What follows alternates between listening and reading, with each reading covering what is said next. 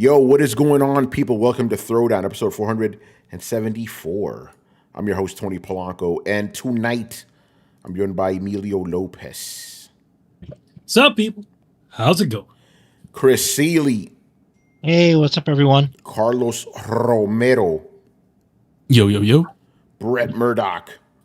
What up, people? Richard Bailey Jr. What's up, everybody? And Brian Manjoma. What up, what up? Yeah, man. I hate to tell it to you guys, man, but I don't know what we're going to talk about this week. It's kind of boring. Nothing happened, man. Slow week in gaming. Not. Another one, man. Another one of these fucking weeks. A bloodbath. More people were laid off from the industry. A couple weeks ago, maybe about a month ago, was Microsoft, right? Laid off like almost 2,000 employees. Now it's Sony's turn to lay off PlayStation employees. 900 people have been axed. And one of the most fucked up one is London studio completely gone. And literally a week before this, Jim Ryan was at the same studio celebrating him leaving. And he knew all those people were going to get canned and nobody knew. Ain't that something? Manny, you're muted. Yeah. Kind of messed up. I mean, they were there celebrating him and then, give him the boot. Yeah, celebrating him. Yeah, he had to have known. It's not like they just made this spot decision. Decisions like this take time. So that means he literally needed to stand in the room with all the people with the studio that he was literally going to close. How fucked up is that? Yeah. That's crazy. And y'all out there are like, oh, Jim did a great fucking job. What are we seeing now? All the shit that this motherfucker put into place, all of it collapsed. And there's friggin' operation costs and all this other shit is all fucking out of control. And this motherfucker just leaps out before all this stuff starts to hit. How much do you want to bet that this is speculation. How much do you want to bet that this motherfucker didn't know what the fuck was coming down the line and wanted to get the fuck out of Dodge before it all hit him? Yeah, pretty much. Go ahead, Brian. Oh, I think that was me. Okay, Carlos. Yeah. Yeah, that man. When I saw that picture after the fact, because we all saw that picture when it's like, oh, these guys just celebrating Jimbo and stuff, giving them a head nod and congrats for the retirement. Is it a retirement or I don't even remember. But yeah, it's a retirement. But yeah, it's like you see that picture and you're like, okay, cool. And then less than a week later, it's like, yeah, that whole team was axed. So it's kind of fucked up. Well, it's not it's really fucked up. You just go to a studio to get your farewell tour, and now you're just axing them and putting them back in the streets. It's like, man, hopefully they got a good severance package or something. I don't know how things work over there. It's a UK studio. According to a lot of the things, because all the studios that they had let go of and, let go of people at, they said they supposedly have a replacement, a job center or something like that. That's not severance. Job replacement is just a way to get to grease the wheels, and it's not a good practice, because very often if you are laid off and you want to move into like a different career or transition, they can't help you with that. They usually only work in the industry that hires them to do the job replacement, which means so if it's video games and development, that's what you're doing, or they can't help you. So it sucks. That's not a severance. Yeah. So I want to read this real quick. This from CNBC here, because even Normie News is covering this. Sony Interactive Entertainment on Tuesday said it will lay off about 900 employees in its PlayStation unit, or 8% of its global workforce, becoming the latest technology company to announce headcount trims. And there's a quote here: after careful consideration and many leadership discussions over several months, it has become clear changes need to be made to continue to grow the business and develop the company. The unit's president and CEO, our boy Jim Ryan, said in an email to employees released publicly by the company. Again, he knew these motherfuckers were going to get canned, and Crazy. Jim Ryan added that employees across all of the company's regions will be affected by the layoffs. PlayStation's London studio will close in its entirety, with several other studios to be affected. The Japanese gaming giant cut its sales forecast for its flagship PlayStation 5 console on February 14th after it warned of lower demand.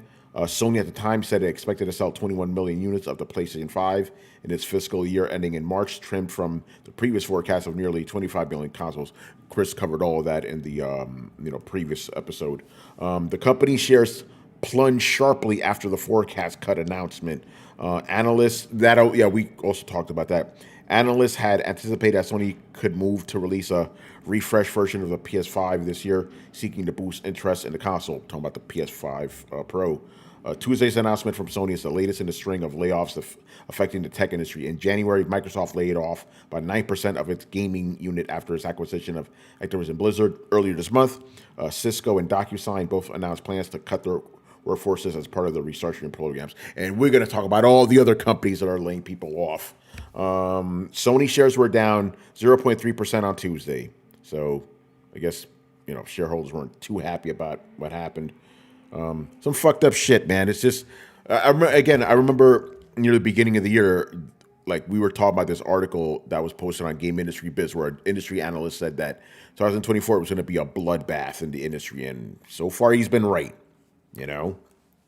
Fucking insane. Matter of fact, I want to go all over some of these real quick. I want to give a shout out to my boy Mr. Pio here on Twitter. He actually documented all this stuff. So here's all the layoffs that have happened just this year alone. And remember, this is March 1st now, effectively. So 2 months this has all happened. Microsoft laid off 19,000 people, Sony 900, Unity 1,800, damn, almost as many as Microsoft. Twitch 500, Riot Games 530, Discord 170, Playtika 300 to 400, Lost Boys Interactive 125, Pixelberry Studios 120, Metaverse World 70, Black Forest Games 50, Raycon Games 60, Eidos Montreal 97, Sega of America, I didn't even know about that one, 61 people, 91 Acts 60, Supermassive Games 90 people, and this doesn't even include EA. We're going to talk about that, Tony, I'm surprised you didn't hear about the Sega one. You didn't see the memes on Twitter? I didn't see. Put Young Ye's face on the girl from Forspoken. And he's like, I killed a company with my freaking voice. That was all over the place. Oh, man. Is that... Okay. I didn't understand. Okay, so I saw the memes, but I didn't know it was pertaining to that. To the Sega layoffs, yeah. Yeah, that was a good fucking choice, wasn't it? Chris, what's your take on all these layoffs, man? Well, I mean, I saw a thing today and I shared it. Somebody was talking about the Crash 85, the video game Crash, and he's like, oh, and he listed all these things. Now, the only thing I agree with is like Nintendo's the only game company right now that seems stable. Everyone else is shedding people. And I mean, I did, when I went over the quarterly report from Sony, the thing I commented on was the extraordinary expense that accounted for the discrepancy between their sales revenue and their operating income. There's a huge difference, and that they were focusing on their adjusted IDA numbers. And I was like, that's really weird. They're really focusing on that. That's because they had the huge expense of fighting the Activision Microsoft merger. Yeah. Litigation across multiple countries. And that was a really bad gamble, right? And now, who pays for it? The guys at London Studio. All these guys are getting laid off. But that's just Sony's issue. Like EA, I don't understand that statement. I read the letter from what's his name, Andrew House. Yeah. And I was like, talking about, we're not going to focus on underperforming IPs and whatever. So it's like, what, are you just going to make Madden? What are you going to do? What is performing for you besides the sports games? Just, I don't know if it's a combination of just just horrible management, bad playing, or it's just, hey, we're kind of in a recession, economic downturn, so people aren't have discretionary income to spend on entertainment, and everything is kind of taking a downturn. Or a combination of all those things. I don't know. Here's a question. So when all of the pandemic stuff happened, right? Did Nintendo adjust themselves at all? Like, in other words, did they change their projections because of the pandemic, or did they just remain the same? No, they didn't change anything. Yeah, so they were the only smart ones during the pandemic to essentially keep the same projections as before. Well, the thing with that, right? when the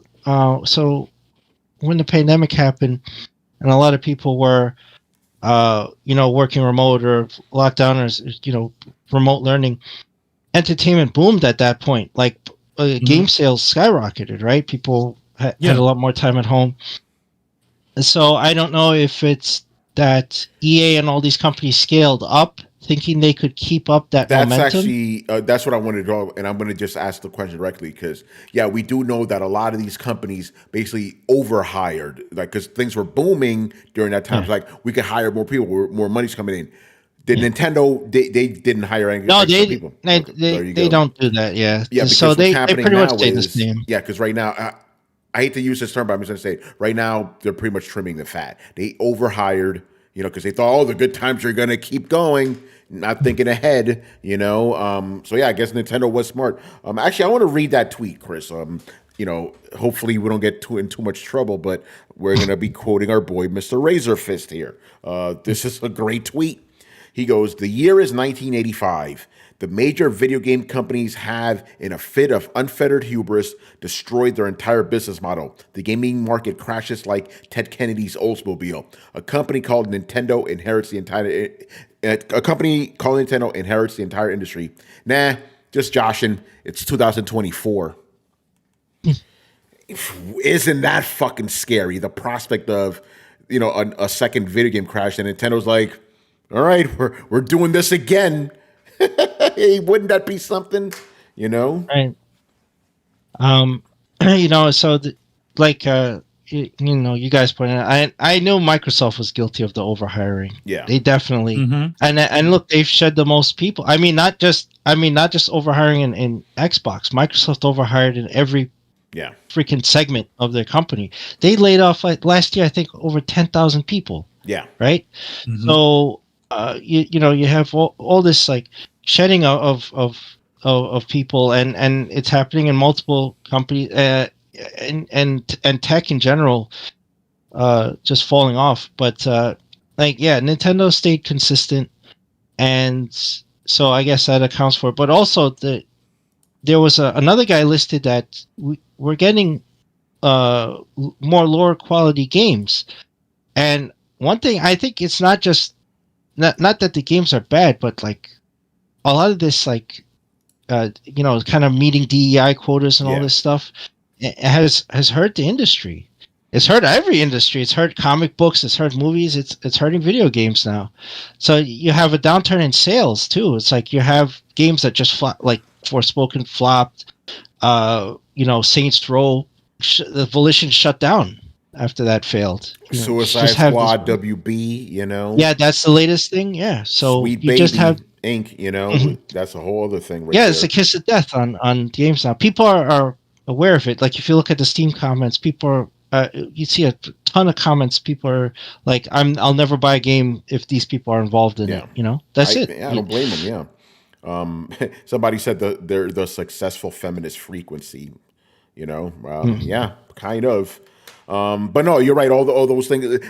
By the way, that's a larger conversation to be had. I don't know if I don't want to get too into it now, but I'm just like, okay, you're doing all this DIE stuff. I'm calling it that DIE stuff, right?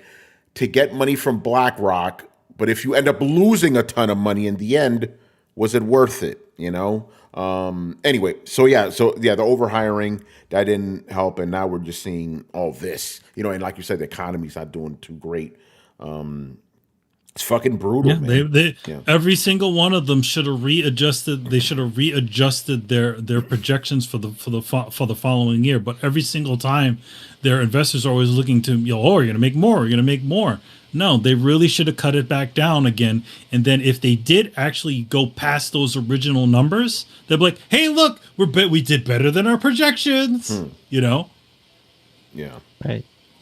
And that's worrisome going forward, because if you think about Sony's strategy that was part of the Insomniac leak, they're going to try to make up for this downturn with price hikes.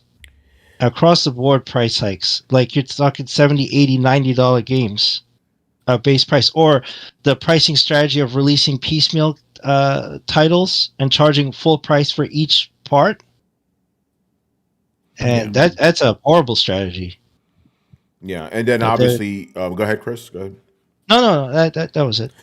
No, and then obviously the other conversation that sprung up from this is, something we've been talking, that our boy Sean Layden brought up many, many years ago, how, AAA game development is unsustainable, because now it's like these companies are losing money, but they're spending a shit ton of money on a select few games to hopefully do well. Like, for example, Spider-Man 2, right? Cost $315 million to develop, right? And its return on investment was like 35% or something like that, right? Meanwhile, I forgot what other company, it was probably Nintendo, released whatever game it was, and it was like 122% return on investment, with not even spending close to that amount of money. So it's like, yes, those big tentpole games, drive people to buy these systems, but at the same time, how can you sustain that? It's like you're literally having studios releasing a game a generation. Rockstar, Naughty Dog. And then in Mr. Ryan's infinite knowledge, right? He literally closed down two of the studios that made middle A games for Sony themselves. Japan studio and the London studio. Yeah. It's crazy, man. You could have filled all those. You could have filled those holes with smaller games, but instead, and now you what was it? 12 service games that are in limbo currently. Yeah. What was that all about? Yeah. Again, they're just literally throwing shit at a wall to see what sticks, because they only need one hit. They just need one Helldivers. And that's the other thing. Helldivers, that was the game. They got a lot of return on investment because they weren't even thinking it was going to be a hit, Yeah, they got a lot of return off of Helldivers, and that game was a $40 game. Yep. Ain't that something? See about prices? You see about all this stuff, man? Yeah, go ahead, Come on. Oh, they've had this idea. A lot of people have had this idea recently, too, that, everybody's chasing the Fortnite, right? They get it. The one big prize is worth all of their effort. When honestly, like you said, like the return on investment, because it's so much more investment, isn't really a great thing. So everybody's just been beefing up. But the problem is you can't put 9 pregnant women in a room and make a baby in a month. Like that's not how it works. You can't just keep adding people and hoping that one of them is talented and somehow not drowned out by the mediocrity around them. Is why we've been getting games by committee, right? Like we have not been getting anything innovative in the AAA space because they don't. I think that honestly, the games industry has a problem identifying key talent.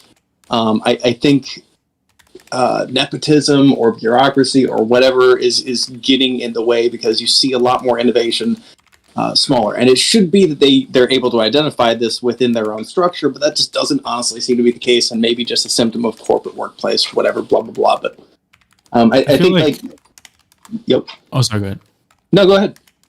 I feel like, and I've talked about this previously. I feel like the biggest issue with the industry is that there aren't many. There's not much of a sort of a hierarchy when it comes to making games. Like Kojima Productions, you have a singular sort of vision focus, and that's Kojima's vision, and he sets the table for everything.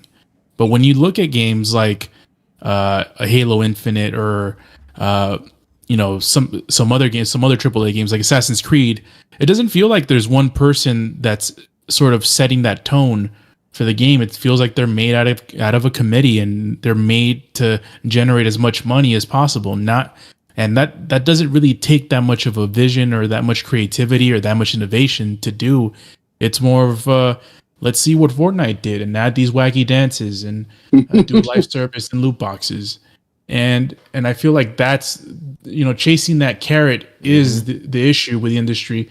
And yeah, I mean, when you have people like Kojima, there's not that many of them, but if you're not going to harbor them, then you'll never get them. So you'll have some failures in the way, but when you hit, you hit. Yeah. We got to talk about EA now. They're the other big one this week. EA to lay off 670 workers.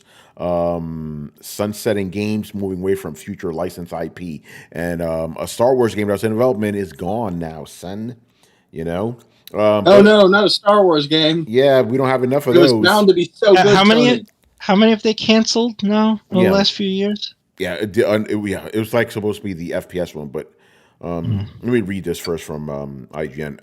EA has announced that it too is undergoing mass layoffs with plans to let go of 5% of its total global staff, or roughly 670 individuals. In a note today sent to staff, CEO Andrew Wilson said that EA is reacting to accelerating industry transformation where player needs and motivations and change significantly. Crucially, EA. I'm sorry. Yeah, I didn't understand what the fuck I just read.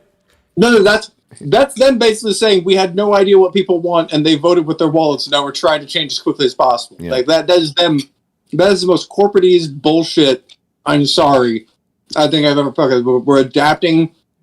Say that shit again. Yeah, I was going to say. Let me read this again slowly because I'm like I didn't know what the fuck I just read. Yeah. Yeah. They are reacting to it. Here's a quote: accelerating industry transformation where player needs and motivations ain't changed significantly.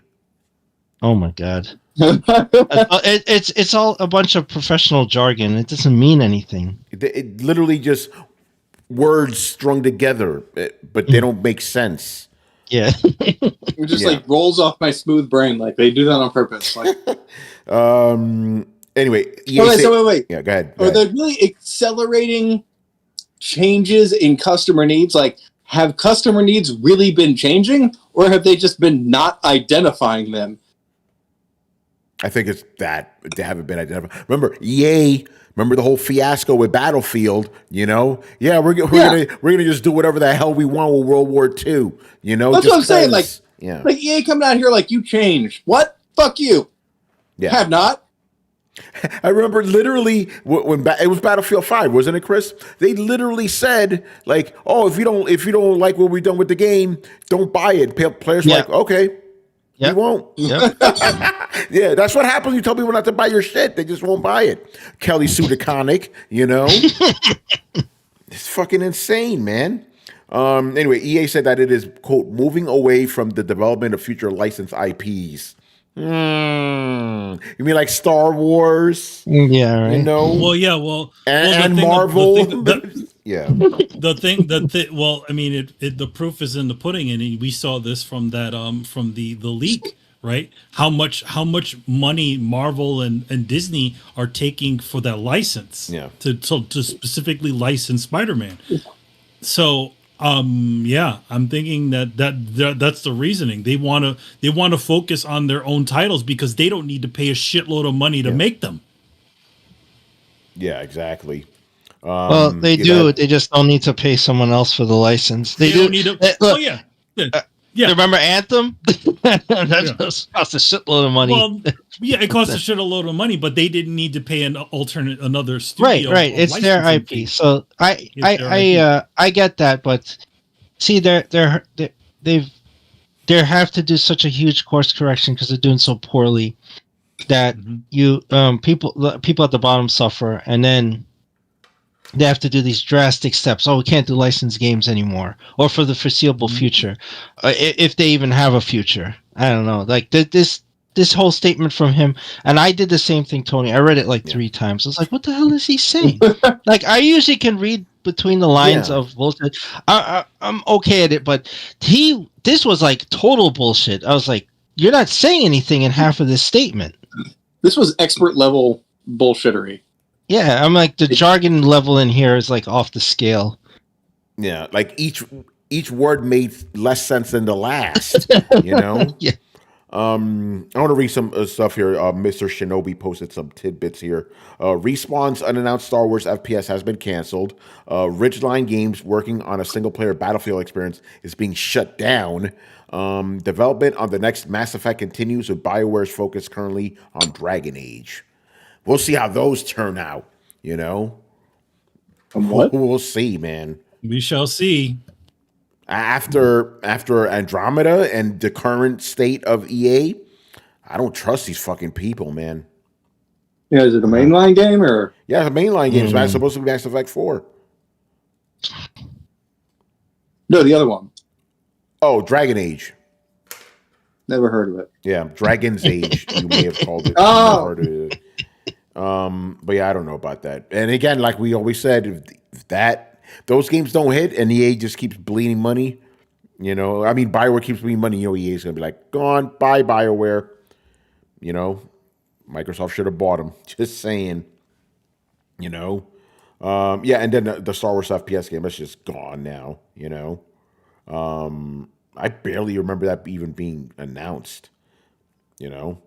Does anybody remember that shit? Yeah, I just want to make a quick comment. Yeah, go ahead.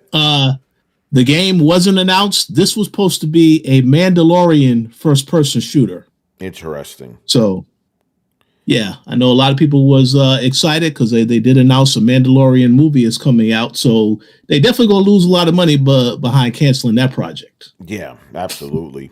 By the way, the licensed games that they were developing, they were going to be doing a third Jedi Survivor game, a Black Panther game, and Iron Man.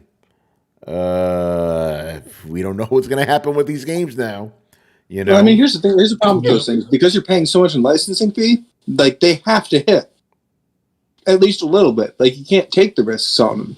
And there's no surefire game now. There's no surefire. You know, they thought they had it, but now there's no surefire formula. There we go, formula to get down. It used to be Assassin's Creed. Now that's not working. They're kind of panicking. Yeah, well, that's Ubisoft. You know. I think it's everybody. Yeah. Honestly, like if you look at like what are the games that have really nailed like hit and really excited the fan base lately? It's shit like Power World and Baldur's Gate and Elden Ring. Like what the fuck is Ubisoft supposed to do with that? What's EA supposed to do with that? Like that bring back Dragon's Dogma and Well, that's Capcom. No, I know. I'm just saying like the industry as a whole, like there's a bunch of kind of different small key AA experiences coming up, but there's not a fine line to draw between them to make one homogenized game. So like these super games, like what do you do now? Like if you take everything that's on the market, put it in a pot and boil it up and come up with Assassin's Creed, and that doesn't work, then what's the recipe?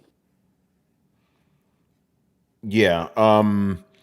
That's something I read an article. I think it was actually I think it was from The Verge, I believe. But yeah, they were just talking about how that's the problem. It's like we have too many of these big AAA games. Basically AAA games that have to have every single thing in them. Like Applebee's of gaming, like as Chris has said, right? So where companies would be better off releasing smaller games that are tight and focused. You know, and I'm going to bring up Final Fantasy Rebirth because, you know, it's out now. Yeah, that's actually, they cited that game and they were 100% right. The game is fantastic, but there is also a lot of fluff in there too, because big games need to have that now, or they feel like it. But here's the thing. Let me stop myself. Because fans will call that shit out. It annoys me. Like, oh, there's not enough content in this game. So it's like, you guys are asking for this bloated shit. You know, and that's why we have what we have now, you know. It's very upsetting, man. It's like, yeah, why can't we just have focused games? We don't need every game to be 50 million thousand fucking hours, you know. A nice, you know, like we used to have 10-hour game. We're good and we're happy, you know. Or if you want a bigger game, 40-hour RPG, we could have that. Not everything needs to have like literally the kitchen sink and all this other stuff. you know. And I guess now maybe the industry's going to be forced to do that, you know. And again, I hate to give them credit, but I'll give Nintendo props. Their games are fucking focused. You know, it's like, here's the experience this game's going to give you. Here's the experience this game this going to give you. Most of the other developers are like, this game has everything, you know? So that's just not sustainable. And I'm saying this as a guy who loves him some motherfucking AAA games. This shit is not sustainable, you know? The thing about it is, it's like you can't take when the expectation is the sky the limit. The sky's the limit. People always expect that, and the moment that we start to go backwards, that's when the other backlash starts to happen.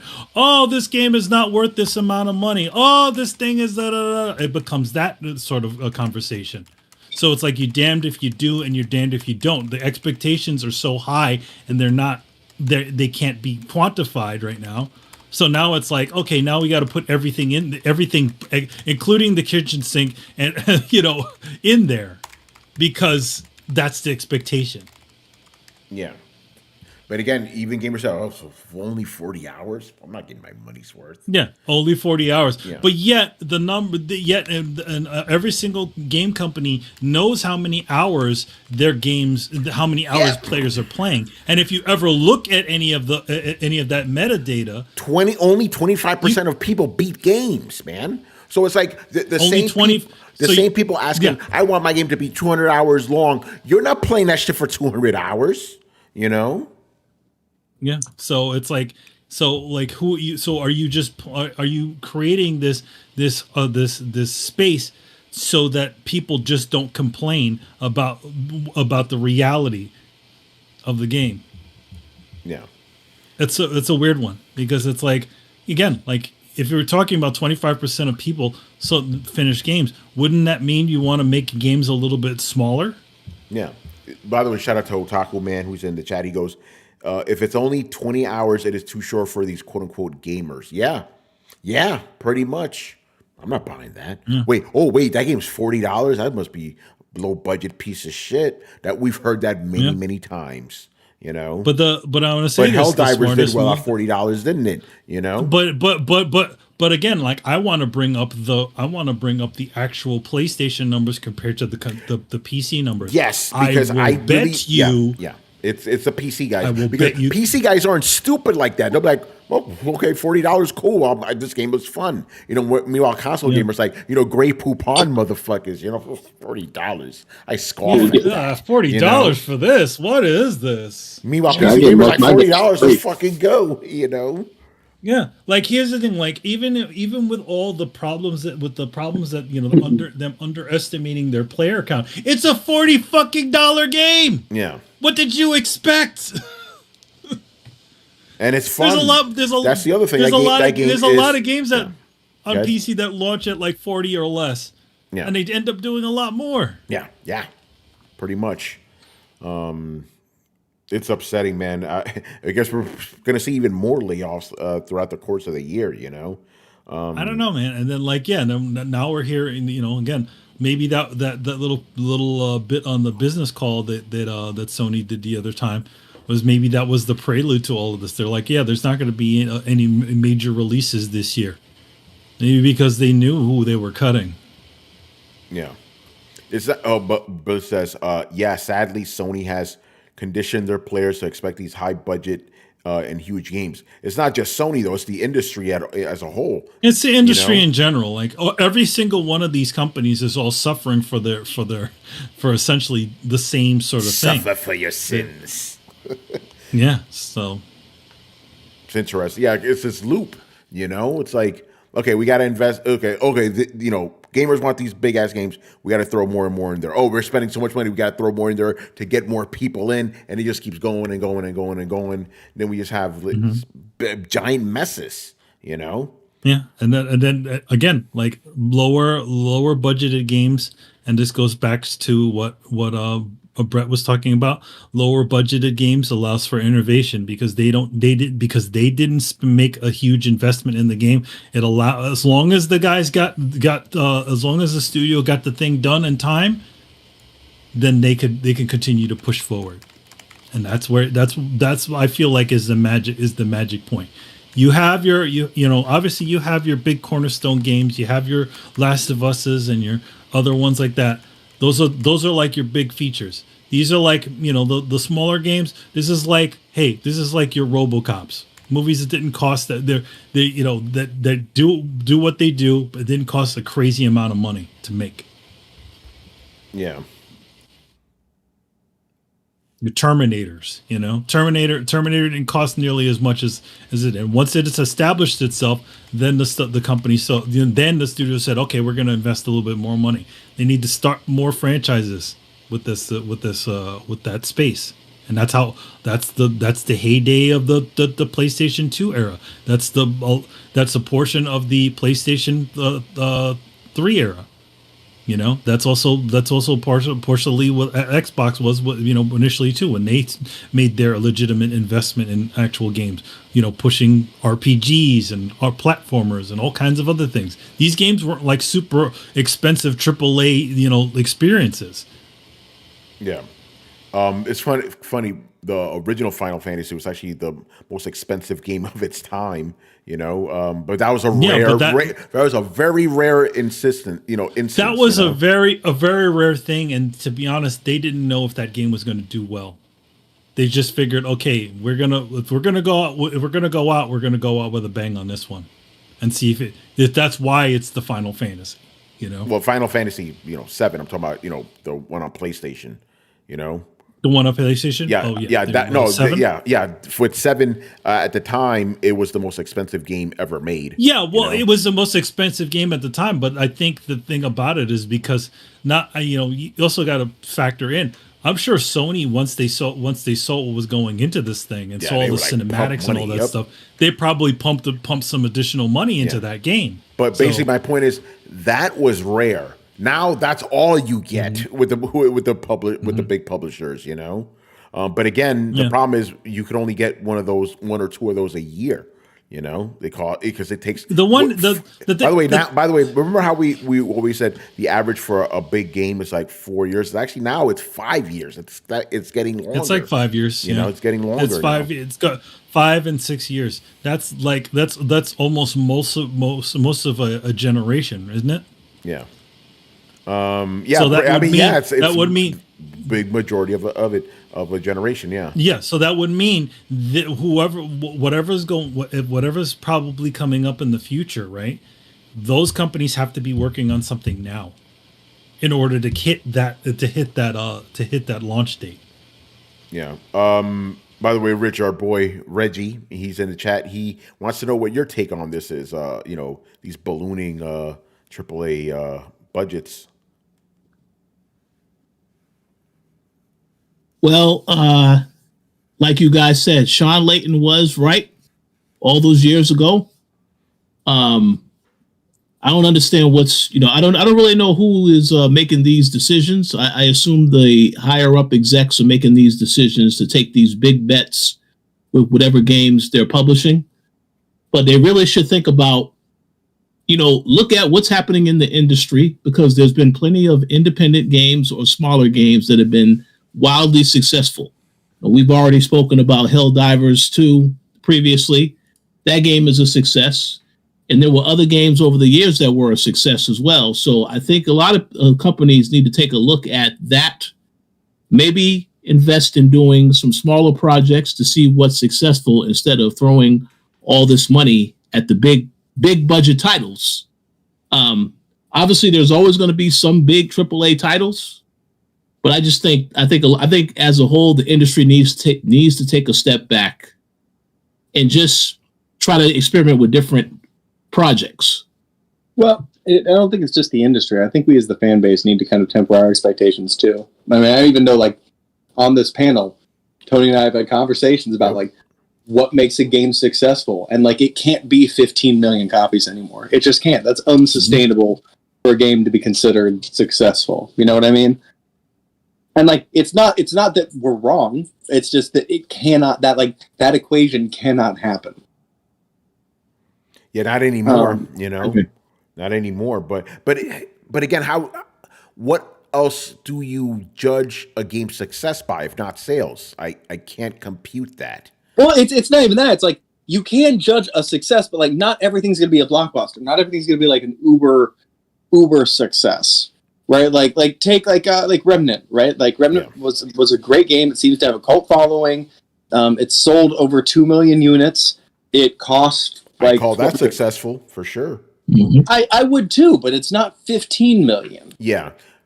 Maybe it just needs to be like not 50 million. Like maybe you need to adjust how much, like the expectation of how much money you expect to bring in. Maybe that needs to be adjusted, not copies per se, because obviously if the game sells 100 copies, that's not successful in any stretch of the imagination, you know? No, and if we're talking about like success in a purely business sense, it would be return on investment. Yeah. But I But see like what you're saying, though. that's so hard. That's so hard to compute by. Yeah, I mean, Apollo Neon says success is a game makes enough money to keep paying their developers to make the next game. Pretty much. You know, Mhm. I mean, like you said, Remnant, the first game probably didn't make $1 bazillion, but it made enough to do a sequel. You know, so yeah, The sequel did better than the first one, made more money. So there you go, man. So yeah, something's definitely gonna have to change in the industry. And again, I'm saying this as a person who loves some of the AAA games. The shit is unsustainable. You just can't do it. I mean, you know, I can say as somebody who's like, I've honestly like did not see this happening. Never thought I'd be that guy. We all watched it slowly happening. I realized the other day, like, I've just kind of left the AAA landscape almost entirely. Like, I didn't play Spider-Man 2, didn't play Final Fantasy. Like, I just have no desire to. Like, these high-polished, multi-million-dollar AAA put you on rails, like, shove everything in your face. Like, they're not doing it for me anymore. And I suddenly find myself, like, apparently I'm now the AA guy.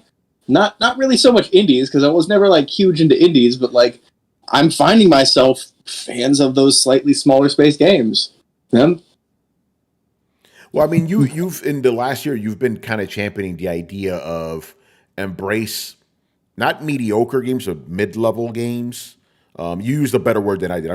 My word is No, I said embrace mediocrity. I did. Okay. So I wasn't wrong then. So yeah, you've embraced that saying, you know. But Welcome to the club, Brett. It's There you nice to go. have you here. Thanks, Brian. Enjoy I your like it stay. here. It's nice when there's not high expectations. It's just like, is the game going to be fun to play for a while? Yes, and that's all it needs to be. You know. It's true. And like, I could go off on another tirade about like expectations and things like that. But honestly, I think the best thing is I haven't talked to Tony about this yet, but like, so I don't know how you guys heard. Like, I got a new girlfriend, and she's recently decided to jump into the into the current console gen and let her do her own information. I actually stepped back and I kind of like answered any questions she had, but like stepped back and just wanted to see her make her own decision. And she, along with another friend of mine, actually both bought Xboxes, and it's been kind of like a revelatory experience watching her interact, having not like played much since the PlayStation 4, like has not been a part of this generation at all. So to see her kind of interact with it, and to see her like messing around with Game Pass and finding the games on Game Pass, and seeing how it's changed her approach to video games from an outside point of view, I think it's been really interesting. And I'd actually be really interested in bringing her on here if anybody would be interested to hearing from that. But that being said, like, I think it's Brian, that's why things like Steam sales and Game Pass, things like that, I think really, really do help shape the community and the fandom around these things, because it changes the bar to entry, which changes the expectations, which when you change the context, it's just different. You know, it's nice to just have fun again. yeah. All right, you guys have any more thoughts on this latest bloodbath? When's it going to stop? I don't know, man. I mean, if we're in a situation where Sony has to cut staff, and by the sounds of it, it was from every studio had something. I even heard that Insomniac had some cuts. Oh yeah. And I was like, wait, the same Insomniac that's propping up the PS5 has cuts? Like, how and why? Does that make sense? You know, like I can understand like Halo getting cut, right? Okay, fine. You know, they didn't make a great game, makes sense. You know, but Insomniac, it's like they are the only company bar the what's the one? The release title, launch title. The one with the woman in it and the time travel and the bullet hell. House Marquee. Yes, Returnal. Yeah, House Marquee. Apart from the House Marquee, they are like the only studio that's made PS5 games. I think Returnal wasn't a launch game, was it? I don't think it was. that's Yeah. It was close, but not. Oh, come on. It was Oh. it was definitely on that list from people trying to pad that shit. So Yeah, Okay, but again, So- I'm taking that statement literally. Launch game means game that came out at launch. You know. yeah. Well, fair enough. I know I'm Launch being S. kind of pedantic there, but launch Well- window game. Yes, there you go. Launch window, as All right. in within the first 12 months of the game's release. oh 'Cause wow, it came is that out how early. long the launch window is? Shit, for me, launch window is 3 months. You know, I'm like 3 months is the fucking launch window, and even that's me being generous. You know. Anyway, Brian I just wanted to clear it up because I was like that was gonna bug me though. I was not gonna listen to anything else you said. I'm like, wait a minute. Anyway, continue, sir. Yeah, the point is, it's okay.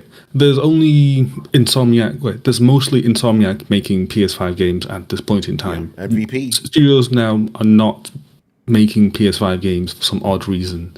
So hence, the shock was, why is the studio that's making maybe 1/3, 40% of PS5 games at the moment the one that's cut? It's just, how does that make sense? You know, it's like it's practically the winning team at the moment, and yet that has cuts. So it seems like no one is safe, no matter who you are, where you are. So I don't know. It's going to be just an odd place to be, and this is where I kind of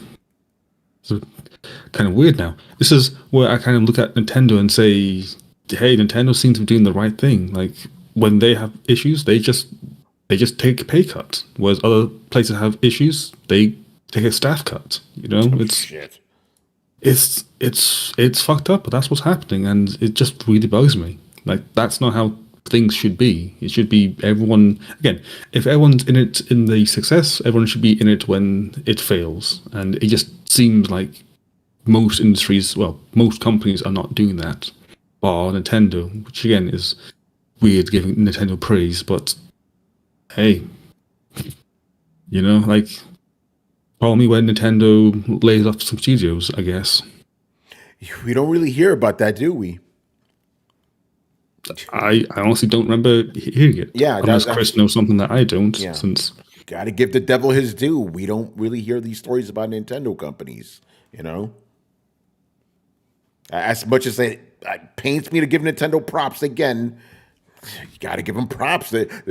All this storm is going on. Again, their whole blue ocean shit is like, okay, you guys are over there on the mainland doing some crazy shit. We're over here. You know, you want to join us is cool, but you know we're not going to follow your lead.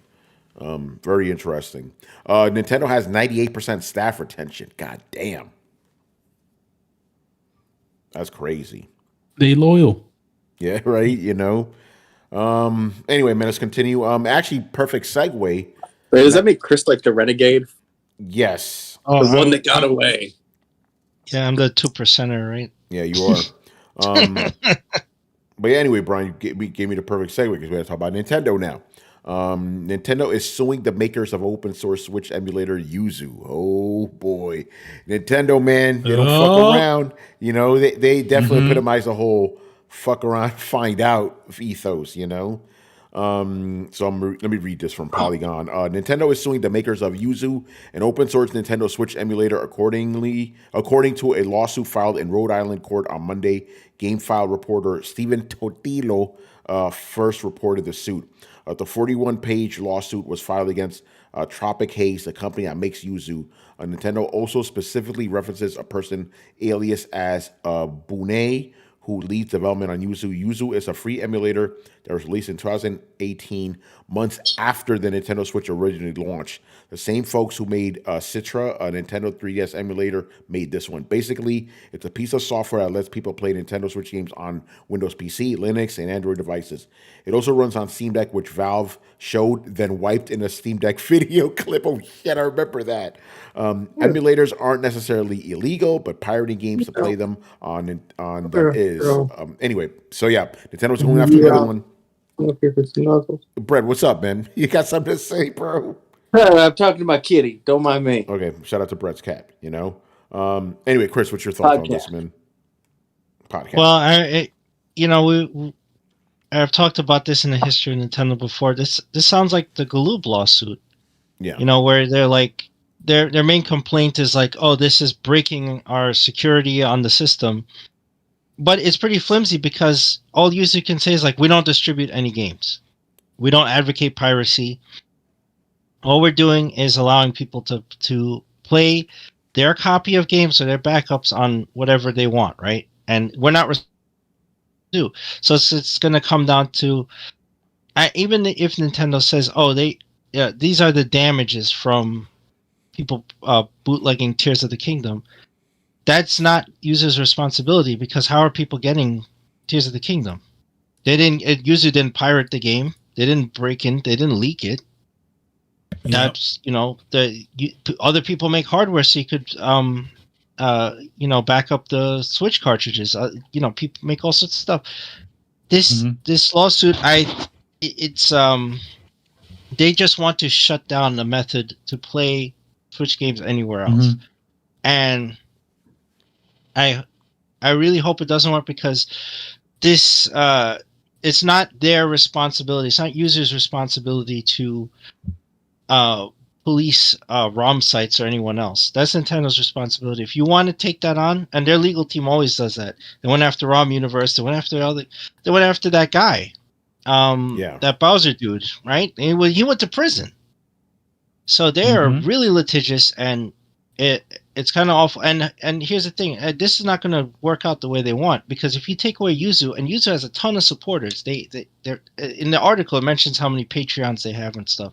You take that away, 5 more Yuzus will pop up after that. There will be guys taking that code. It's open source. You can just go on GitHub and get it. They will take that and go make their own, and they will make a ton, and they'll make ROM, ISO, mirrors, and all this shit. Like, you will open up a can of worms. Just like with Game Genie, you will just open up a whole world of hurt. This is a stupid move. This attacking these guys is not going to change the fact that people are bootlegging Switch games, that there are ROM sites and ROM piracy happening. You're not going to change that with this. All you're going to do is cause more of these guys are going to take whatever Yuzu has, now that this is public, and go make their own. And you'll have 5 more, and you can't stop them all. They'll just keep happening.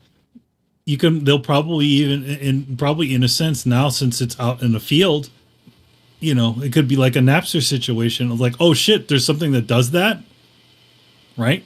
Yeah. And I also feel like this is not only is this thing to essentially stop them from further development, but I also think I think whether they win or lose, Yuzu is done.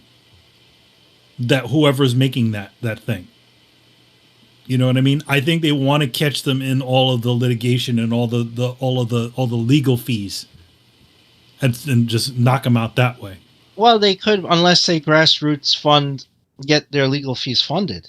They seem to have a ton of people supporting them. So if they go, hey, we need help with our legal fees, a lot of grassroots support could go, like, they could do a give, send, go or whatever, and start getting money for their legal problems. See, so, and if they grassroots that and enough people pay for their legal fees, then it's just going to be fought out in the court.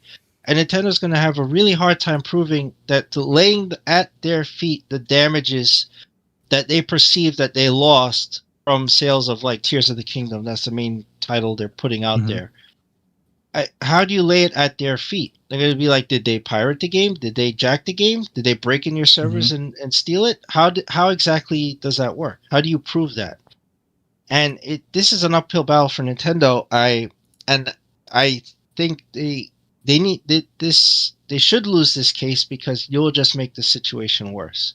They don't see that. Instead of going to Yuzu and trying to work something out, or I don't know, maybe they because they're always heavy-handed with the legal stuff. Maybe they did the cease and desist and all this stuff, and these guys are like, no, we're not pirating anything, so we're not going to stop. And so now they take them to court.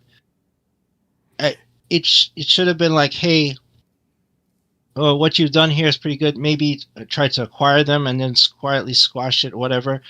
But this is how Nintendo does things. They just lean on the lawyers and go full bore. And that's a terrible idea. Either they lose this case or you will create, it's a hydra. You will just create more Yuzus. You'll create guys and people will launch ROM sites indiscriminately to just fuck with them. So they should not do this, but they're going to do it. So, and I hope they lose this case. Yeah, I want to read some of the comments here because some interesting stuff. Let me start. I got to go back a little bit. Kishak says, "I've seen Richard Hogue. He's a YouTube lawyer. I've seen Richard Hogue say he's a good guy too, by the way. Also, actually, before I go on, real quick, before I forget." Happy birthday to Mr. Otaku Man. I just saw that now, so happy birthday to you, sir. Yeah. Happy birthday, man. All right, real quick. Okay, so Kisha goes, I've seen Richard Hogue say that Nintendo has a good shot to win this lawsuit. And then Blitz says, plus Yuzu Discord had Nintendo lawyers lurking and caught them telling people how to pirate games. Oh, shit. Okay, well, all right, I didn't know that. Yeah, I didn't know that. Yeah, that's crazy. Blizzo says they are not going after emulators; they are going after these guys for being idiots. And then Kishak goes, from people reading the lawsuit, Nintendo is actively trying to set precedent to make emulation in general legal. Yeah, because this is something they've been doing. They didn't even want fucking video game rentals back in the day. Yeah, you know? they sued Blockbuster trying to stop video game rentals. Blitz says I'm guessing Nintendo, they have proof of them telling people how to pirate in their Discord. Nintendo lawyers were lurking and got them. That's crazy. Yeah. No, but here's the thing. Even if you tell people like, hey, ROM sites exist, here's where you can go get stuff. They are not, again, the argument is, are they supplying the actual games to people? And the answer is no. So I disagree that they have a good case on this. Even if they say, hey, in the Discord, they told people how to get, where to go to find games. And it's like, so what? It's like, I could tell you where to go to get porno. Is that illegal? It's like, well, it's like, am I, subverting stuff? No, it's like, these sites exist. If they, they could go, oh, well, they could have been smarter about it, been like, hey, just Google it. You'll find ROM sites all over the place, and just stay away from it. But they didn't. But at the end of the day, it's like, did they, in all those conversations, did they have evidence that they said, hey, here's a link to Tears of the Kingdom, go download it and have fun, If they did that, that's pretty stupid, yeah. I agree. And I didn't know all that. But if they just said, hey, there's sites like this, like ROM whatever, and here you go, here's ROM sites. Go, do what you want, I know. I wash my hands of it, but that's where you get stuff. And that's still tough to prove because linking people, it's like opening the door for someone. If you walk inside, that's still your decision. Yeah. Blitz says they also have proof they were tracking how many copies of Tears were being played prior to launch and were touting it. Nintendo got data from Yuzu Tracker, LOL. Yeah, but shit. So what does that mean? If they have metrics, how many people are playing Tears of the Kingdom, they don't know how many of those people, how do you get metrics? How many of those people purchased the game versus bootlegged it? And you could say, well, it's obvious they bootlegged it. Sure, how did they get the backup? But what if some of them actually did buy it and then just say, hey, I don't want to play it like this. I want to play it on the Steam Deck. You don't know. You don't have that metric. So just saying you have metrics, they probably have metrics for every single game people emulate on there. Yeah, he says this was prior to launch. Yeah. By the way, is this true in general? Nintendo doesn't issue lawsuits they can't win. Have they won every lawsuit? I don't think they have. No, they lost the Blockbuster Yeah, lawsuit. they did. Yeah, they lost that one big time. They lost that one. Yeah. You know. Not only that, Yeah. they actually petitioned. There was a Texas senator. I remember when I talked about this back in the 90s. Yeah. And he put forward a bill to try to stop video game rentals. That's how they tried to get around it when they lost the case. Was they tried to get a bill introduced. They sponsored a bill to end video game rentals. That's crazy. So that's how much they wanted that shit ended back in the day.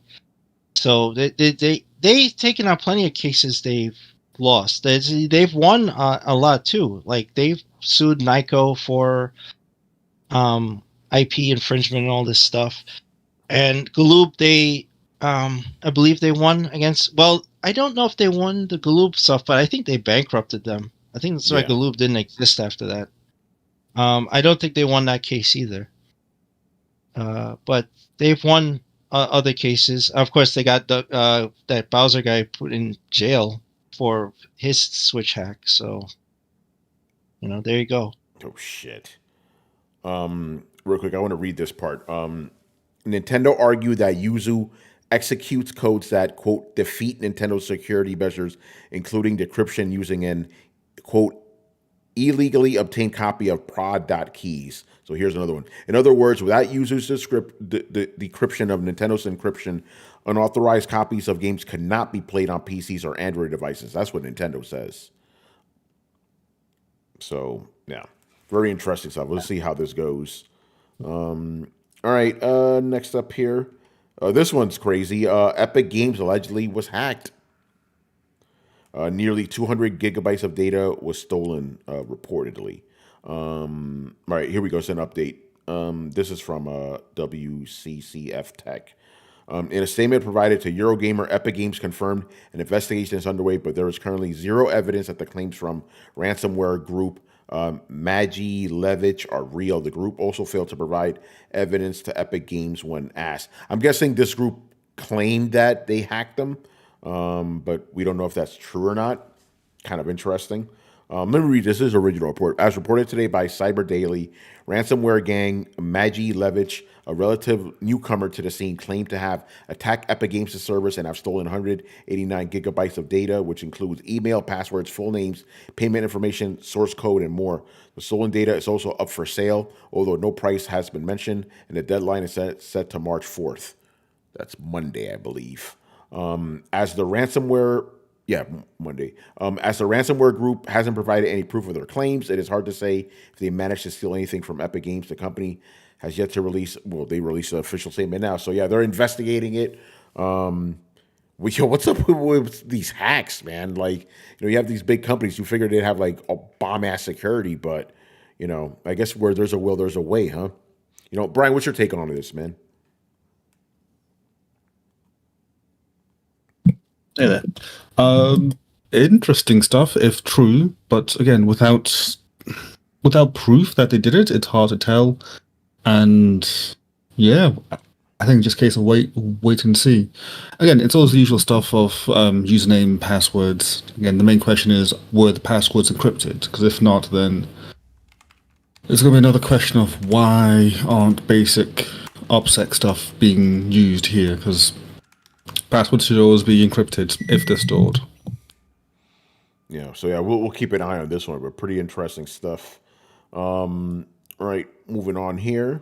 This one's interesting. So apparently, Rockstar Games is band-aiding everybody go back to the office. We're done with this work from home stuff, and they're kind of citing that there's been too many leaks happening, during the whole work from home thing. And since they're ramping up development on GTA 6, they want to just clamp shit down. So like, okay, everybody's working from the office now. Chris, you used to work for Rockstar Games, so I want to hear your take on this. I mean, it makes sense. Like, it's tough to keep things secure because you don't know when assets are moving around and they're at somebody's house and who could have access to their laptop or whatever. and where they're working from. Like they don't necessarily have to work from home. They could sit in a coffee shop. But if you have a GTA 6 map open and you have your computer open and you walk away from it or whatever, and somebody could get in there, or you're on an unsecured connection, and they can just intercept what you're doing, or you end up like just leaving a flash drive or something somewhere. There's many ways like things can go wrong.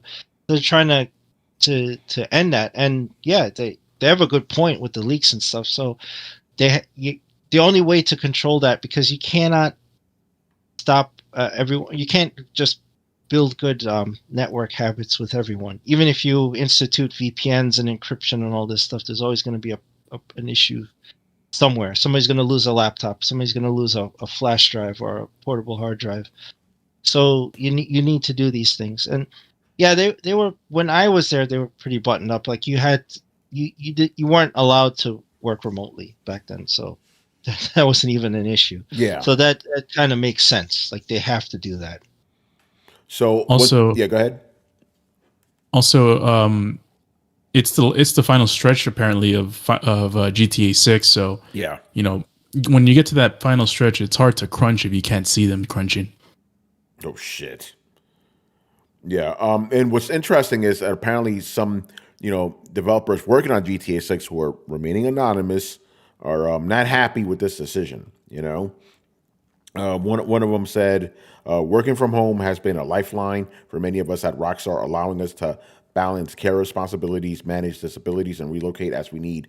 Now Rockstar is snatching away that lifeline without a second thought for the workers who will be impacted most. After so many broken promises, we now fear management may even be paving the way for a return to toxic crunch practices. Carlos, you mentioned that. Senior leadership need to rethink the reckless decision making and engage with the staff to find an arrangement that works for everybody. So yeah, some developers are like, by the way, this is interesting. Apparently there's a gaming union over in the UK. That's the thing. Basically they're called the Independent Workers Unit of Great Britain, which represents video game developers in the UK. America doesn't have anything like that. No. Wow. Here you just you open your mouth like that. Like, you better rethink this. Like, yeah. You rethink where you're working. Yeah. Somebody over there actually managed to squeeze that one through. Yeah. Well, it's not just that one guy. It's a bunch of people. No, it's a bunch of guys. I'm saying somebody over there essentially approved it. Like, yeah. Like most of the time when it comes to these unions, they will not accept a union. Like a studio will not accept a union. So again, like somebody over there was like, somebody managed to get that one through, or there was some sort of law over there that talked about it. But yeah, like I don't know of any video game unions, even though, what's his face? What the hell's that guy's name? Tim Schafer was talking about unions years ago, but I don't remember anything coming from it. No, there's no video game union in America. Yeah. And the thing is, like, so, I worked in the New York office. No games are developed in New York, right? They're only developed in Rockstar North, which is, in the UK, San Diego. That's the studio that usually does Red Dead. And there's a third one, I forget where it is. And then there's the kind of audio video stuff is done in Long Island. So so it's different. Like if this was like the San Diego studio, I'm pretty sure they wouldn't be saying anything about it. They would just be reporting to work, right? Because we don't have a video game union. You don't have a developers union. Yeah, there's all the UK guys saying this stuff. Yeah. Yep. Yeah, Leeds, Chris says Otaku Man. That was the other one. Yes. Yeah. And Otaku Man, I don't know if you were here earlier when we wish you happy birthday, but happy birthday. You are awesome. Here's another quote, kind of goes with the whole crunch thing. As usual, there has been zero consultation with us. The people who these policy changes most affect. Just one of my concerns is being forced to work late hours in the office to maintain contact with global teams when before we could log on from home to attend late meetings. This will mean missing out on spending time with our families. I am also aware of colleagues who have health issues preventing full-time office work who are now left in limbo. Yeah, I think that's what it's like. Okay, crunch time, motherfuckers. You're all in the office now. You know. Yep. Some crazy shit, man. So we'll see what happens with that. But yeah, you're right, Chris. Like in America, it's like, nope, get your asses back in the office, and that's it. You know? Oh yeah. Oh yeah, you make a Google comment did like that here, that's your resignation. Yeah, pretty much. Yeah. Yep. I mean, these guys they're still being anonymous, though. You know? Oh yeah. They're scared because you always worry about retaliation afterwards. Yeah. It's like your job could be protected, but your ass could be moved around. Yeah, right. Or get a window seat or something. Right. Never know, man. Crazy shit. More like the middle seat. The middle, excuse me. You know. But okay, so since they're ramping up, development with GTA 6, just to throw out there, like, yeah. So I guess you think they might hit their 2025, date. I guess. Oh, right? do I think so? Yeah. Do you think so, Chris? Like, you think the game will actually realistically come out in 2025? Probably late 2025. I mean, look at GTA 4. Look at the shit show that was.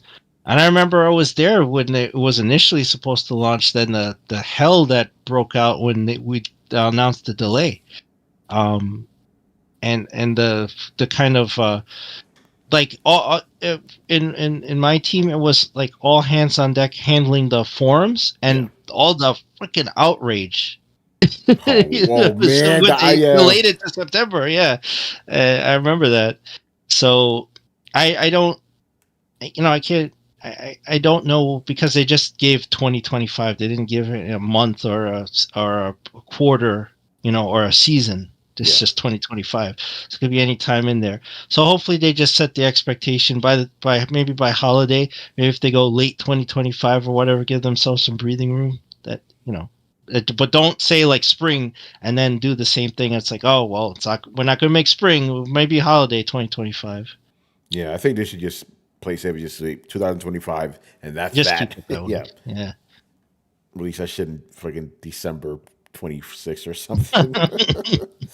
Oh man. All right, there's that.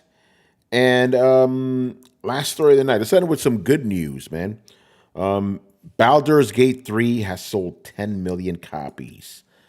I would call that a success. That's a lot of copies. That is worldwide across all platforms, according to Larry. Yeah. So, Brad, what's your take on this, man? Good for them. They deserve it. That's a lot of these games that are like, I wonder if people will probably not start to see a lot of these more successful games have been kind of built by passionate teams lately, and not necessarily just driven by committee. I had heard something today, and I forget the name, but it was talking about the principle of like 80% of your productivity should be spent towards something company driven, and 20% of your time should be spent on passion projects. And that companies that do that, like Google, have seen huge results because of that. And I think that may be actually part of the answer. That maybe we start giving developers time, even paid time, to develop some of their passion projects in exchange for, partial rights or exclusive rights to publish or whatever the fuck you do. I'm not really sure, but like, let's give people some opportunity to maybe do some other things, because the big mega game doesn't work, and the games that do seem to work are ones that are made by people who really enjoy what they do. Yeah. And what's going on with the whole modding situation? Apparently they're like working on official mods, but I heard some people were upset about that. I don't know if anybody has seen anything about that. Why would people be upset about that? I that's why I'm confused. Like, what are you guys upset about? It's like, I thought you liked mods. Anyway, so yeah, that mods are. But aren't people already making mods for this game, or is it just like official? Is that what these guys are talking about? I think they're talking about something official. Okay, yeah, there it is. Yeah, so it doesn't have official mod support yet. That's what. No, okay. So if I'm understanding correctly, if you're talking about what I think they're talking about, is they don't have an open creation system within the game, and that's important because the game so well builds off D&D that there's not a tool that will allow D&D players like DMs to build a campaign inside of it, and you should just be able to. Like, you have access to all like the models, all the data, all the health bars, all the items. Like, a DM should be able to use those tools to pretty quickly augment or build entire campaigns around it. So it can be like a tool. And then this is like the big thing. Like, Wizards of the Coast is super paranoid about this because they just released a thing that is basically an inferior version of that.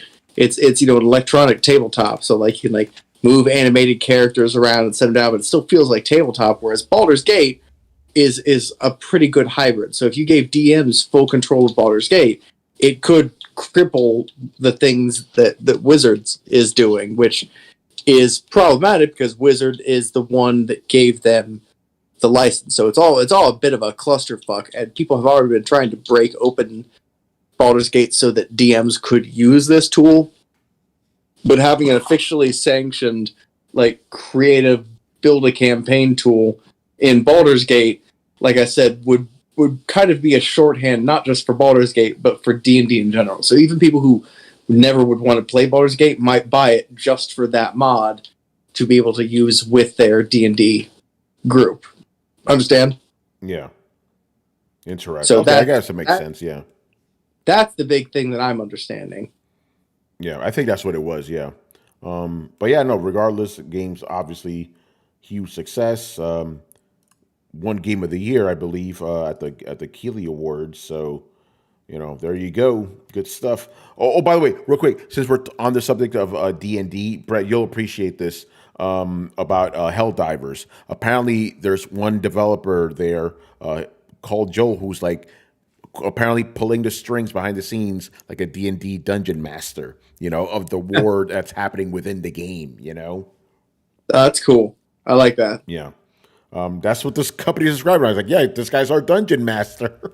Like, cool. Well, yeah, I mean, because they want certain things to sort of happen. So, like, the point in Helldivers is to stop the incoming outside forces, the synths and the bug aliens.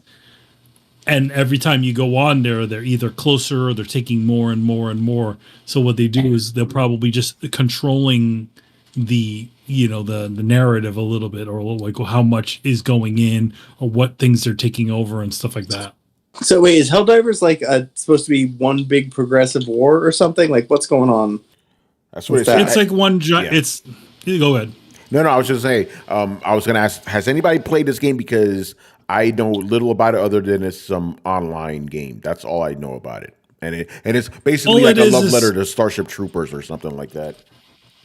Yeah, I mean, the original game was like that as well, where it's like it's very much like it gives the impression that it's a persistent online game, where in other words, like, but it is sort of controlled, which I think which sort of factors into some of their, the additional things that they want to add on or add-ons to the game.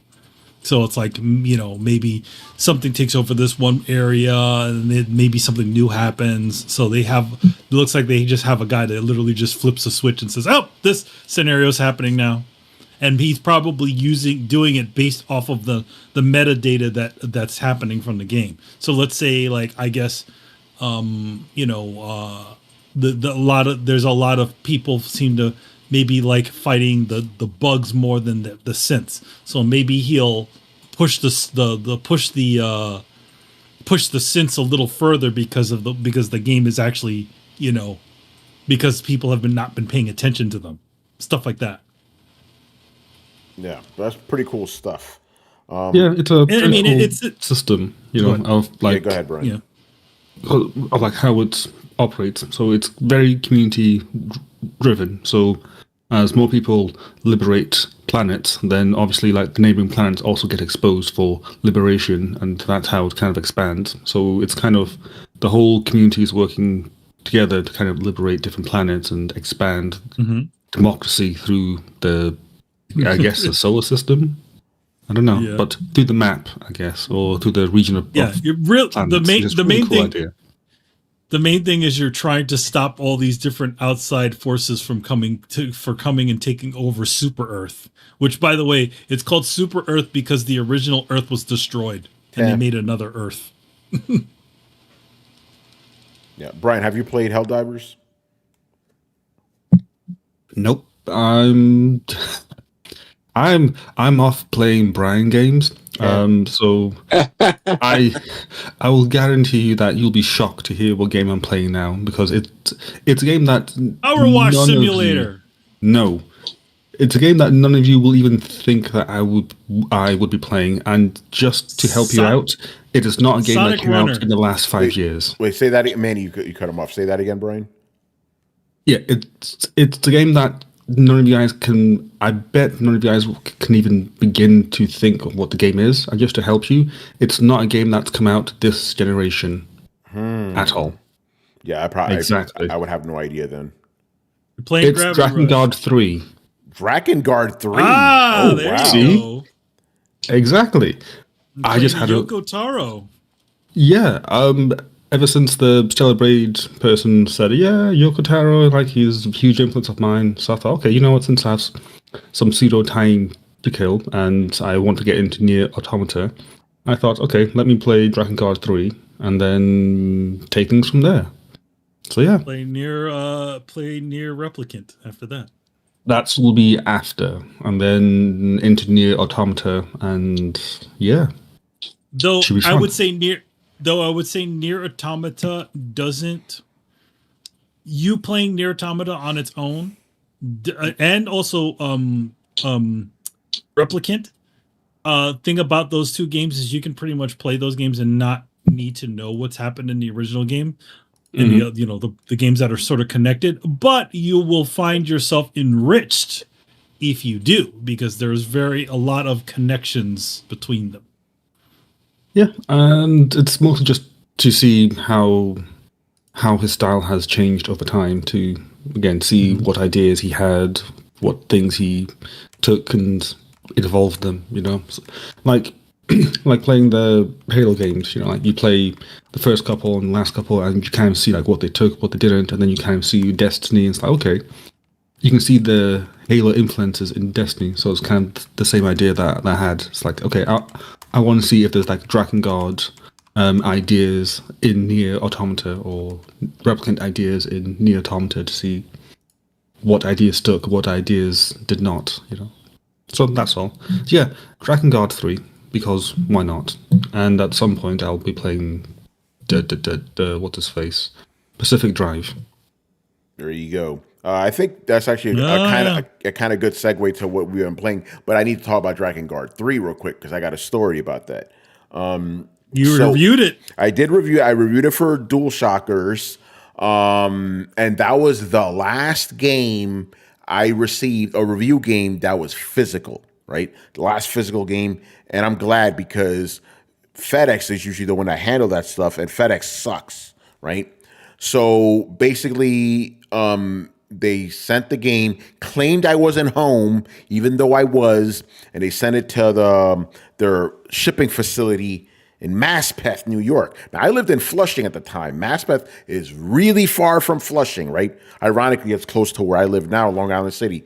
It took me like a good hour and a half to get out there by bus. And it's funny, I was thinking about this the other day. I know that day on the bus, I was texting Rich about something, but I couldn't remember. This was over 10 years ago.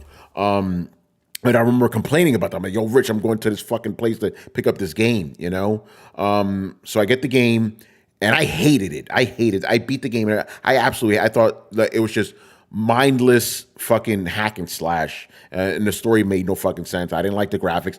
I gave it a really bad score. I'm like, this game sucks. And I got eviscerated in the comments section. Oh, why didn't they get a reviewer that actually likes these type of games? And I'm like, I was the only one available, bruh, and I have to do my job here.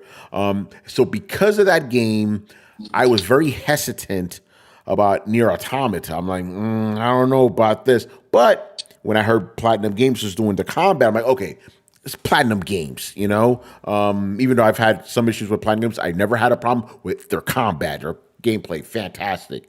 And sure enough, Nier Automata became one of my favorite games. So, Drakengard, I didn't like that game at all.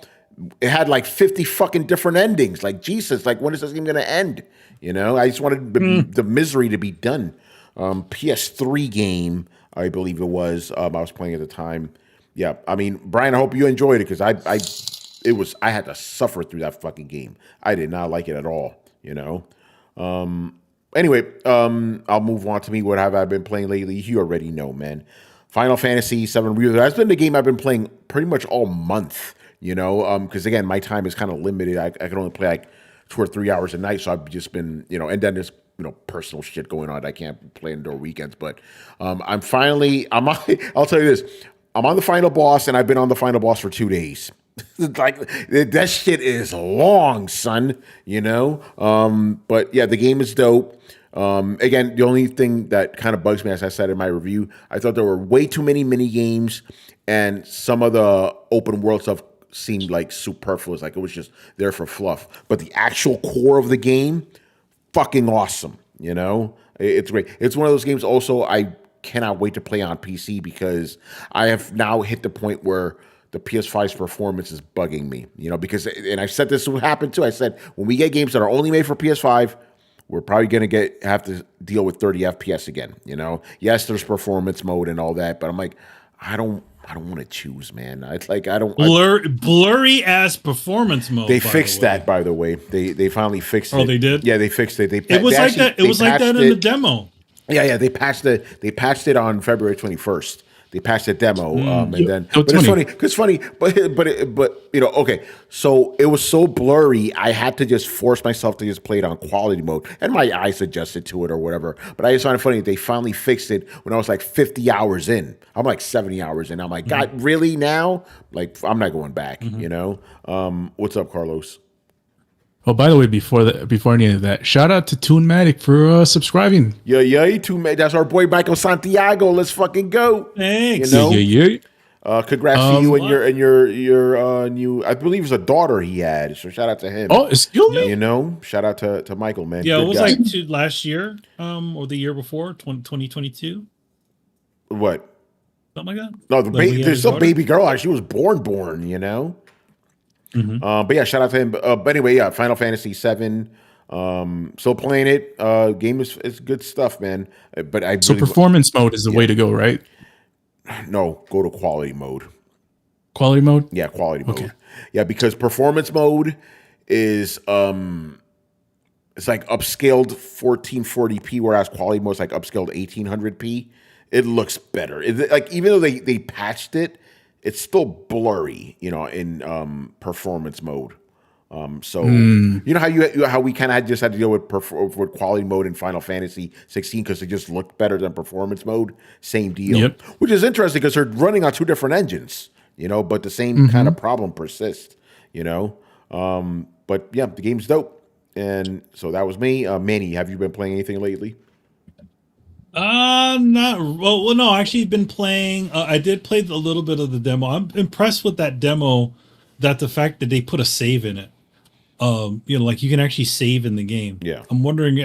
I'm still wondering if it has anything. If things that you do in that game in that demo can go over into the main game. But the other thing, the main sort of game I've been playing is I've been playing Evil West for PlayStation. The funny thing about this, I think I might have said this before. I bought that game a while ago. It was one of the early purchases for PlayStation 5 that I did. I bought Evil West, and I bought, obviously I pre-ordered Spider-Man and all that stuff. So, funny thing is that when I finally got to playing Evil West, it's it's already on the PlayStation Network, and as a free game. So I'm like, all right. I guess I don't need to bust open my copy, but at least I supported them, right? So yeah, that's happened now. It's very much a sort of much a throwback sort of game, I think Adam said this too, where it was like it's, although when I played it, I was expecting it to be a little bit more Gears of War-y, but it's actually not. It's more melee-y. Like where you have guns and stuff like that, but you don't need to worry about like, how many bullets you have. Your character literally has unlimited bullets, and the guns literally just keep, as long all the guns just have cooldowns. So you just they cool down and then you can shoot more. That's about it. But yeah, it's pretty cool. Pretty cool. Guy is very much a older video game protagonist with the gruff voice and the it's a little fun. It's fun and absurd in that way. So yeah, it's quite a good time. I'm happy with it. Cool. Carlos, what have you been playing lately? Nothing. But I'm starting Final Fantasy tomorrow. Oh shit! Yeah, man. After Dune. Yeah, most definitely. So I can't wait to get into that. Obviously, I love remake, and after all the things that everyone's been talking about, Tony included. Yeah. Sounds like it's gonna be a heck of a ride. So can't wait. Good stuff. Brett, what are you playing right now? Playing Power World and Baldur's Gate. Nice. Anything you want to add to those that you haven't said already? But nope, both fantastic. Play them. There you go. Brian, anything else you're playing besides Dragon Guard? Not really. But just to add, I have gone through and finished, well, I say finished, quote unquote, finished Power World. Defeated all the bosses and got all the Chivos. And yeah, it was really fun. And last boss really does test you. So yeah, well done to them. Good stuff. Chris, what have you been playing lately? I actually been playing Pacific Drive. I call it No Man's Road. No Man's Road? Yeah. I mean, it like, it's funny because Kristen was watching me play it, and she's like, I was like, man, I love just driving around in this game and like scavenging stuff, whatever. She's like, yeah, it's like what you did with No Man's Sky. I'm like, that's brilliant. This is No Man's Road. This is what it is. Like you're in this area, you get sucked into this zone, and you need to drive around. Like it's a survival game, but you have a car, and you have to take care of it and whatnot. And you go to all these different points of the map, and it's like in No Man's Sky when you warp to a different system and you go to a planet and you have to scavenge for stuff. So it's like that, but it's much more toned down. Everything is more direct. Like you have certain routes to go and you have missions to go on, and it's not like get to the center of the universe. It's not that big, so the game is manageable. I'm enjoying it so far. I like customizing the car. You could build all this crazy tech and put on it, and it's some areas. It's like driving. It's like if I took a station wagon and drove through an area of Elden Ring, is what some of the areas look like. It's like the plants are red, the trees are craggy, there's like fucking shit attacking your car everywhere. There's stone pillars raining from the sky and all this stuff. It's like nuts. So I'm really digging the game. I do recommend if you like that stuff. But there's no enemies. There's no like monsters, right? That you directly fight. There's kind of just all these anomalies and weird shit. Mostly the environment is the enemy, right? You're just trying to survive. All right. And Rich, what have you been playing lately? Yes, that you could publicly talk about. that I can publicly talk about. Well, let me start off by saying this. I have started to play Dragon's Dogma. Oh shit. On PS5. And I want to say this. I'm enjoying the game so far, but I do want to make it very clear. This is a game where I wish I had a PC because, they did not update this game for PS5. I was expecting there to be some performance update or something for the game. It isn't. So that's a bit of a, it's hard to go back and play a PS4 game on PS5, I guess you could say. But it is a very good game so far. So I'm looking forward to Dragon's Dogma 2 when it drops in March. Outside of that, as Tony mentioned, I am playing something I can't talk about yet, but I will talk about it the next time we have this conversation. Yeah, and to that end, I also played something I cannot talk about, but I will be able to talk about that next week. And it may or may not be related to what Rich is talking about, but yes, we will be discussing some games next week. Anyway, continue, sir. Yes. Oh yeah, definitely. Yeah, and the last thing I did I did get back into Helldivers 2. The game is a lot of fun, but I want to emphasize again, it's best to play with people that you know and can communicate with. Now, you can play with the normies, as you guys would say. I would not recommend that because certain people, when I did go into some of those matches, they just decide, well, I'm going to go off and do this. And then, of course, when they get killed, they're expecting you to revive them. I don't have time for that, man. I'm trying to complete the mission as a team. So I did get a chance to play. Well, I'm about to get a chance to play with our good friend Adam, so we can test out the Steam Deck and the PlayStation 5, see how that goes. But what I played so far, I understand why the game is popular. The server issues have been resolved. So I would say if you are curious about the game, I would definitely think you should check it out just to see what all the hype is about. But yeah, so far, good times. Good stuff, man. All right, that's going to do it for us. Another episode in the books. Couple of things we need to plug here. I'll start first. I don't know exact day, but there will be a Dune 2 podcast over on the Coalition, hosted by me and joined by others. Dana will be there. Carlos will be there, and maybe a couple other people. Should be good times. So we did a Dune podcast not too long ago. So now we're doing Dune 2, The Revenge. So should be good. Again, we haven't nailed down the exact time, but it probably will be Saturday night. So should be good. Should be good stuff. Manny and I are going to go see it Saturday afternoon. So it'll be fresh in my mind, So that's what's going on my end. And speaking about the Coalition, Rich, what's going on with you guys? So first and foremost, we as I mentioned previously, we did record the season premiere of The Walking Dead: The Ones Who Live. This is Carlos's favorite show. I definitely would encourage you all to check out that episode. I thought it was so funny. We actually had one of the commenters is a guy that comments on our Power show, and I didn't even know he was a Walking Dead fan. So that's a pretty good lesson to learn, I would say. But yeah, if you are a Walking Dead fan, you're curious about the show, I would encourage you to check out the I Am Negan podcast. We will be recording the next episode this weekend.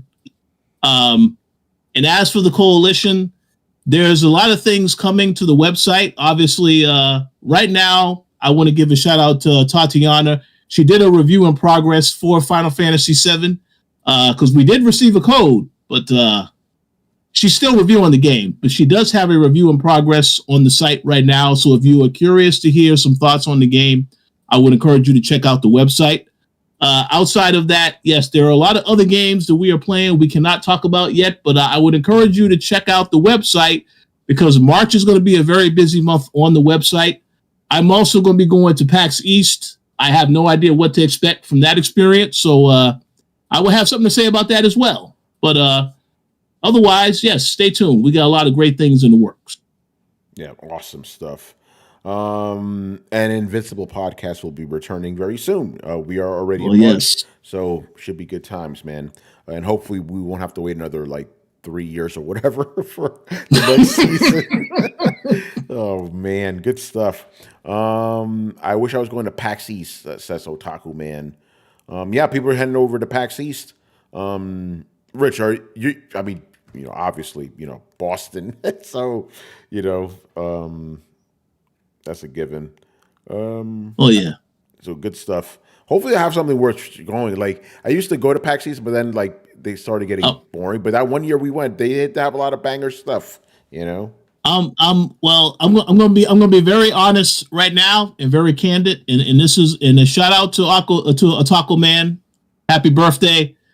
I just want to say this. I'm going to the show. I'm mainly going back to Boston to visit family, hang out with family. I am going to go to PAX East, but based on the emails that I have seen so far, I don't think this show is going to be anything different from what we have experienced the last couple of years. It hasn't really been that great of a show.